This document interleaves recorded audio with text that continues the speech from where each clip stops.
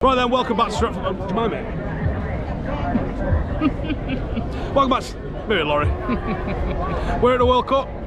I know what you think. I know what you're thinking. Go and watch the vlog on 5. We explained. Joel's had my pants down with the shirt and the going to England. But anyway, we're not here to talk about England. It looks good. It does look good. I pull it off, don't I? Yeah. We're here to talk about. Now, I've not really been watching much Paddock while I've been over here, but I reckon they've probably not done a single video on Ronaldo this week.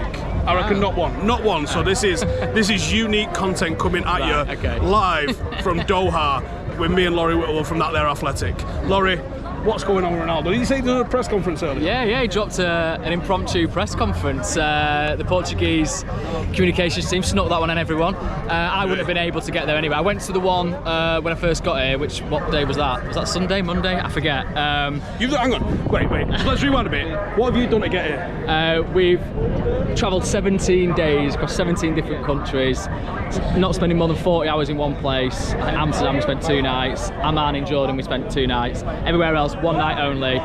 Trains, planes, automobiles, and we stopped off at different football destinations to get really authentic stories, find out what people thought about the World Cup, and now we're here. If there's nothing that screams athletic more than that, at least we didn't walk there. So anyway, right, okay, Cristiano Ronaldo, he's done a press conference today. Has he said anything worth listening to? Well, he's defended himself, hasn't he? He said the reason for him doing it was, he says, because he wanted to stop the questions to his teammates. I was at the press conference that Portugal did the other day, where Bernardo Silva was there, and it was absolutely packed, heaving. There was actually too many journalists for the room. You had to email in advance to get in there. I didn't do that because I'm stupid. Melissa Reddy, hat tip to her. She allowed me to get in with her as part of her camera crew, which was nice. So anyway, I was in there for Bernardo Silva. He was getting exasperated at the fact that not all the questions, but a lot of the questions were about Ronaldo. He said it was none of his business, he's fine in camp, etc, etc. And then it seems Ronaldo has decided to, set the record straight again and do a press conference today. This time, because That's a fancy helicopter, by the way. Yeah, that's what you landed in. Was it just sorting itself out for after the game, yes, Steve? Take you away. And so he's saying, listen, I'm going to speak, but there was only one English journalist to my knowledge there, Jeremy Wilson of the Telegraph, and then a few others, not even people that have been following Portugal properly. Natalie Gedra, who is Brazilian ESPN journalist, she's following Portugal. She wasn't there because they didn't know that this was going to happen. So I think they've done that deliberately, really, so that it looks like Ronaldo's addressed the points that he wants to address, and now draw a line under it and no one else can ask about Ronaldo. And people weren't there to then go, well, what about this of your Piers Morgan interview, what about that? So, but yeah, do you think it will affect Portugal? Because if they've seen their arse of it like this, maybe it's crept into effectively. It must do, mustn't it? I mean, listen, I suppose once you're out on the training pitches, it's probably no big deal, you get on with it. But I think if you're in press conference and it was going to become a recurring theme, it would get frustrating for them, and that's not a conducive atmosphere to perform at your best. So I guess this is their attempt to stop those questions, but I don't know, I don't think it will really stop if people have got questions to ask Ronaldo, because it seems like all that came out of it was him saying I'll speak when I want, and because we were talking about the timing of the Piers Morgan interview, and then also he said something like timing is timing. Yeah, the fuck does that mean? Well, he's obviously deliberately done it once he's away from United, before the World Cup, perfect timing, before the transfer window. He also said he's bulletproof and ironclad, so there we go. Are United sacking him?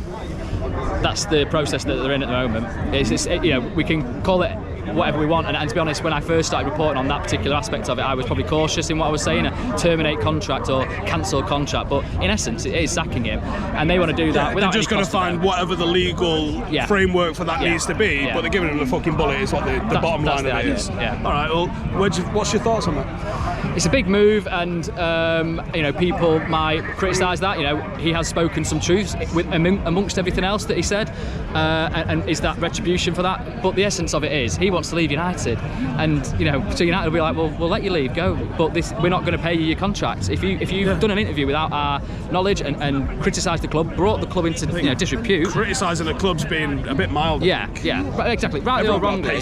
Well, exactly. Everyone, Fergie, was more a bit of love for Ollie, but yeah, Rangnick, Ten Hag's the one that I'm, What's Rooney done? Well, Rooney's, just been honest in his criticism. Absolute licking, didn't he? Yeah, exactly. Anyone that criticises him seems okay. That's it. Then you get it back, which is okay, fine if that's how you want to be. But that then allows United, I think they believe that goes over the line of what's acceptable as an employee, and therefore you can look at the contract and you can terminate it. But it's a legal procedure, and we'll see how it actually shakes down. In terms of going forward for United then, because I agree, I think he's done. I think his locker was cleared out before that interview got posted, to be honest. Will United go to the market in January? They say they've got no money, so I don't know. I do believe them on that, and you know they've looked at January before and not really done much. Bruno Fernandes being the exception to the rule in recent times. He was pretty good. He did all right. So if they can find any more like that, but they overspent in the summer because they panic bought and spent over the odds for certain players. So they haven't got the money that they would like in January, or they're looking at the summer. That's it. That being said, can they do something in January? We've seen Odion Ighalo come in as a stopgap. I was at the Bayern Munich v Werder Bremen game on this tour that we've done. Maxim Choupo-Moting was there, 33. That's it, you don't need a lot, you just need a striker. And it's got to be someone surely gettable, a loan move, or a very, very cheap one. Some talk of Memphis Depay, contractual situations. Can we take advantage of Barcelona's chaos, maybe? Yeah, Depay, there were definitely some talks, I think, from the agent to United rather than the other way around in the summer. I always got sort of told, don't really pursue that one. But I don't know. Things can change. United were not going to spend more than 60 million on Anthony, and then they went and spent 85. So. And honestly, I didn't expect them to spend the Casemiro money. I was like, no, we've done. This is paper talk. Like, it's been announced. Damn. So you're done today, aren't you? Going to the Wales game after this? Wales USA, and then I fly back tomorrow. Yeah, I'm here to the end. You'll enjoy it, mate. Well, you need to stick around for what I'm doing on Wednesday, though, because that's going to be well fun. But otherwise, check Laurie's stuff out. Have you done an article about the 17 thingies? Yes, we've been doing daily diaries. You mean you've not been reading them, Steve? No, mate, I've been well busy. Do you understand how busy I've been? Okay, if it was when I was at home walking 10 bastard K a day, I had no time for nothing. You should have told people you're doing a walk. By the way, that's incredible effort. We're doing a wrap up as well. What do you know what I'm calling that? I'm calling that a pre-season for this, because the amount of walking I've been doing here is ridiculous. Yeah. It's hard work. The cars will be tied at the end of it. Yeah, the trains are good, but you got to walk a bit to get to them. Yeah. Futuristic Blade Runner style. Yeah. All right, we'll throw a link to some of Laurie's stuff and his daily diary that he's been doing. What are you doing for the rest of the World Cup then? What's going on? I'm having a bit of a holiday. I've worked 21 days straight, pretty much, I think. I mean, listen, you can call it work. We did have chocolate fountains in Zurich and we went on a boat ride in Venice. So, I accept there's harder things to do in life, but it has been pretty full on.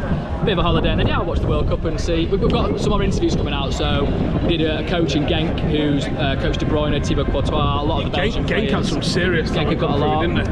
Did an interview with John Heitinger, who is Ajax's youth coach now. He works under Louis van Gaal for Holland. He said some really interesting things about development and working with Louis and Ten Hag as well. So keep an eye out for that. All right, sweet. And who do you think's going to win the World Cup? Brazil. Yeah, I think Argentina. I'll have a Argentina as well. There's Andrea, that'd be nice. All right, in a bit.